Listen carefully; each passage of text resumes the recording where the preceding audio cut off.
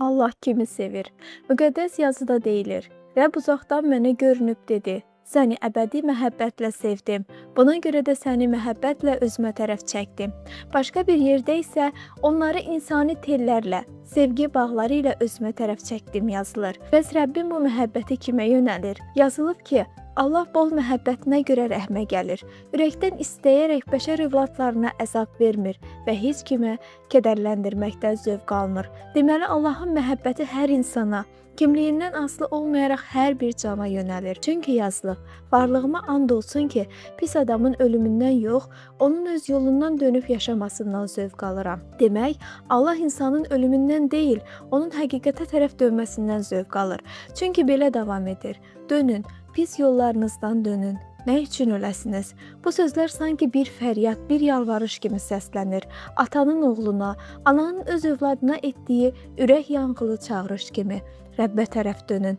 Rəbb də sizə tərəf dönəcək deyir Allahın sözü. Deməli, Allah həm salihi, həm də günahkarı sevir. Salih itayətkar övlad kimi atanın yanında dayanır. Günahkar isə atanın daim narahat olduğu, yolunu itirmiş və xəstə övlada bənzəyir.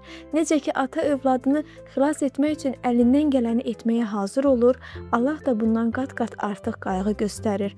Çünki onun məhəbbəti insan sevgisindən sonsuz dərəcədə böyükdür. Belə yazılıb: dua sözləri ilə Rəbbə tərəf dönün. Ona belə deyin: hər qəbahətimizi bağışla, bizi mərhəmətlə qəbul et. Buğalar yerinə ağzımızdan çıxan şükürləri təqdim edirik. Deməli, Rəbb üçün vacib olan şey ona tərəf dönən insanın ürəyindən qopan həntə nəğməsidir. Bu qurbanlardan daha üstün olan bir təqdimdir. Yenə davam edir: pislikdən yaxşılığa tərəf dönün ki, sağ qalasınız. Beləcə, ordular Allahı olan Rəbb həqiqətən sizə yar olacaq. Deməli, Allahın insana yar olması üçün ona tərəf qayıtmaq kifayətdir. Bu qədər hərarətlə səslənən sözlər günahkar üçün öz varlığına and içən bir Allah, günahkarın xilası üçün çağıran qüdrətli xilaskar. Bu məhəbbət insanın əməli ilə nə azalır, nə də artır. Bu sevgi daim çağlayır, axır və dəyişməz qalır.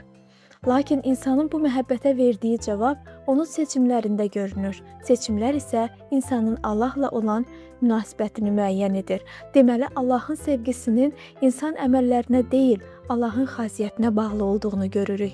Çünki yazılıb: Allah insan deyil ki, fikrini dəyişdirsin, bəşər oğlu deyil ki, yalan danışsın.